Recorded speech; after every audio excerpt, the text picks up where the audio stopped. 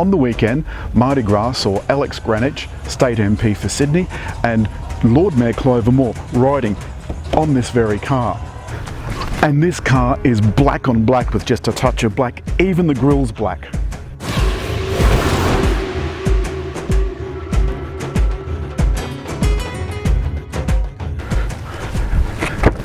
Two pulls on the switch and the bonnet's open, where you can see this magnificent M-Power straight 6 331 kilowatt 550 newton meter twin turbo engine. This carbon fibre bracing is a thing of beauty. I've never seen anything quite like it. With the roof up, this coupe looks as cool as hell.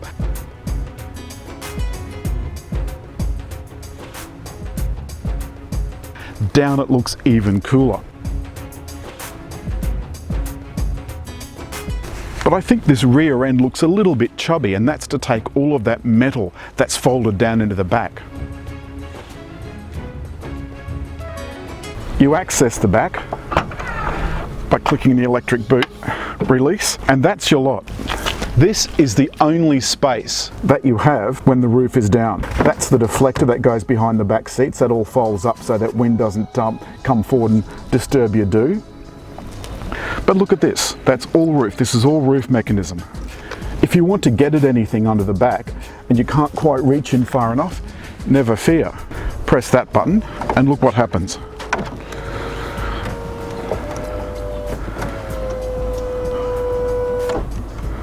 The whole roof raises temporarily so that you can raise that and get at whatever you want, but it won't go down again until you have that firmly in place.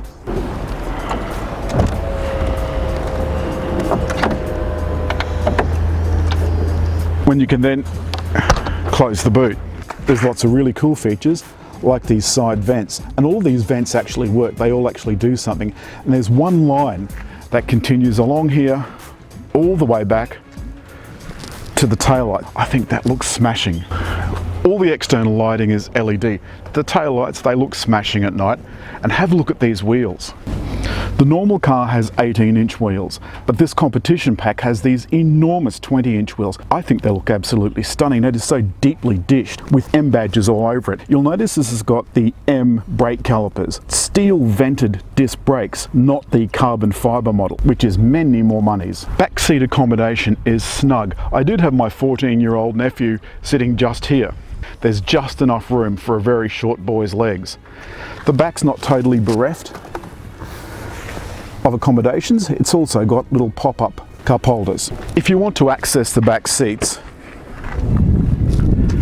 you pull this lever forward and then you can move the whole seat forward or backwards with this button. It does take a while. And then the seat goes back to where it was set. Inside, the coupe and convertible has lashings of leather and carbon fibre. And this little button controls these little heated vents in the back of the seats that just waft nice little bits of heated air onto your neck on cold nights. This M4 badge also lights up when you first come towards the car. There's a few cool things that I have to point out. First, the control center. This is the roof opening button, air scarf buttons, and this iDrive controller drives the main screen. Down below is where all the good stuff happens. Do not touch that button, that's traction control. This is throttle control, suspension control, and steering lightness control. And all of those things make your experience much more exciting. Everything in normal mode, and this thing is like Miss Daisy's limousine.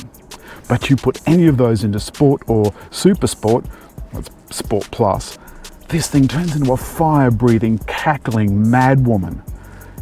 It is a sensation. Up here we have some rather cool one-touch buttons, which as you can see are touch sensitive, as well as being able to program with your favorite function. There's a USB port here and another one in the center console. Both of those can connect to the car's systems. There's heated seats and the start button. The dash is just a little bit disappointing. I think this should be all electronic. But at the end of the day, you want to see what the car's like on the road. Starting the M4 is an event.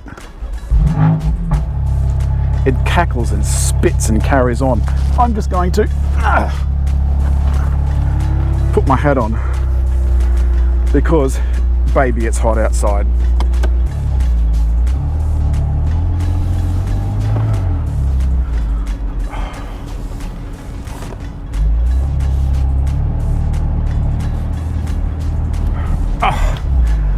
One thing about having such firm suspension, even in comfort mode, is that it can be a little rough.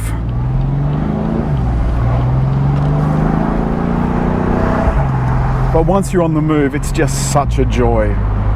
It is a real joy. And even with the windows down, there's not too much wind noise. As you can see from the cameras, the suspension is firm.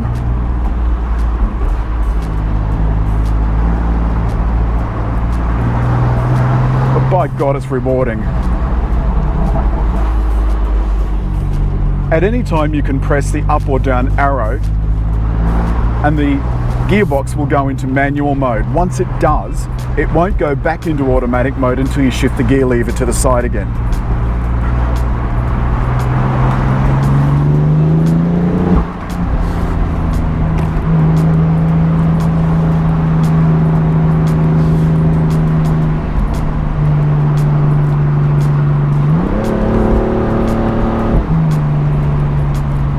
Marvellous. Simply marvellous. Thank you, God.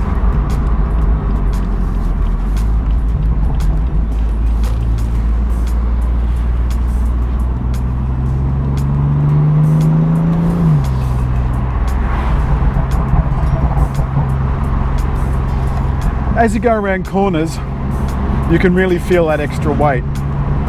And here in Galston Gorge, although we can't do the speed that would show you just how good this thing is in corners, slow corners are just as good.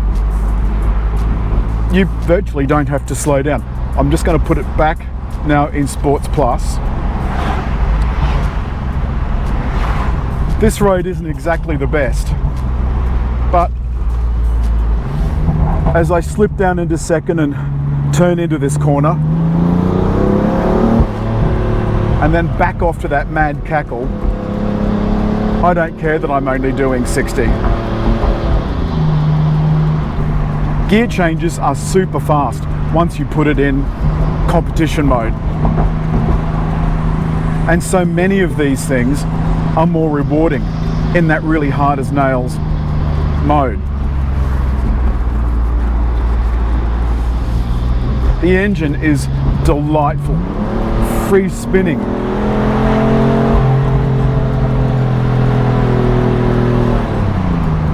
And when it really gets going, reminds me of one of those old Jag straight sixes from the 60s, the one they had in the E-Type. I love that engine so much.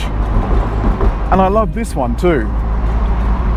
You remember we had the Nissan GTR last week, and that Nissan is 30,000 more expensive than this Competition M4. It's much faster to 100. It was 2.7 or thereabouts. This is about 4.5 seconds to 100. And as you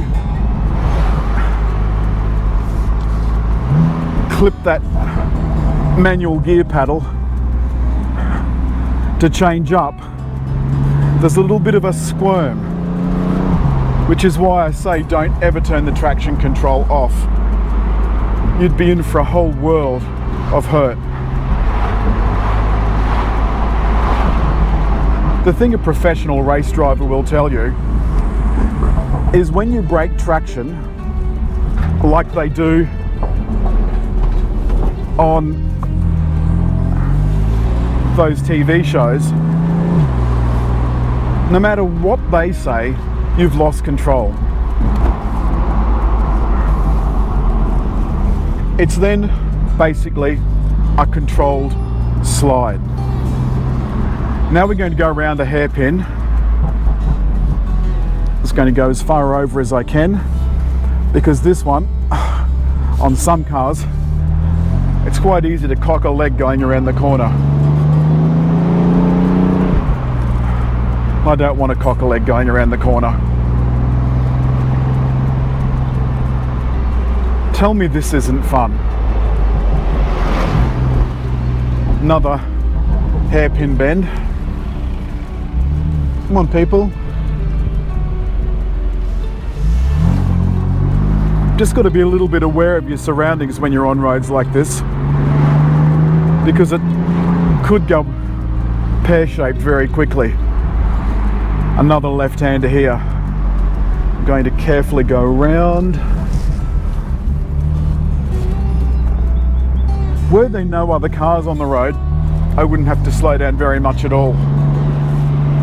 But there are.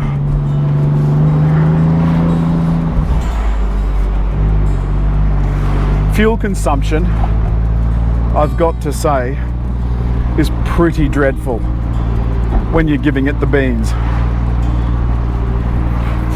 Even though we were fairly gentle on the throttle during the week, we were managing about 18 litres per 100 kilometres around town.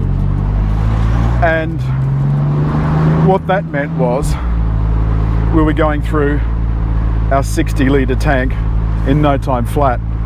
The second we hit the highway, however, putting everything in efficiency mode, everything in gentle mode, your fuel consumption improves considerably. Another hairpin. You can tell that this is school run time. There's all of the school mummers out in their SUVs. Oh, I do hope you can hear this magnificent sound on the film. Honestly, this engine is just a delight. The M4 does feel a little bit heavy, as I said, but it's very controlled, very precise. It's like driving a sports shoe that's been strapped to the top of a nuclear bomb. And if I wasn't stuck behind a very ancient Honda Civic, we'd be having some real fun in these corners. But that highlights what I always say about these super quick cars. $181,000 for this M-Pack Competition is, where do you go to enjoy cars like this? A track, that's it. Or an autobahn in Germany. You certainly will not get the maximum enjoyment on a New South Wales road. Certainly not with other New South Wales drivers.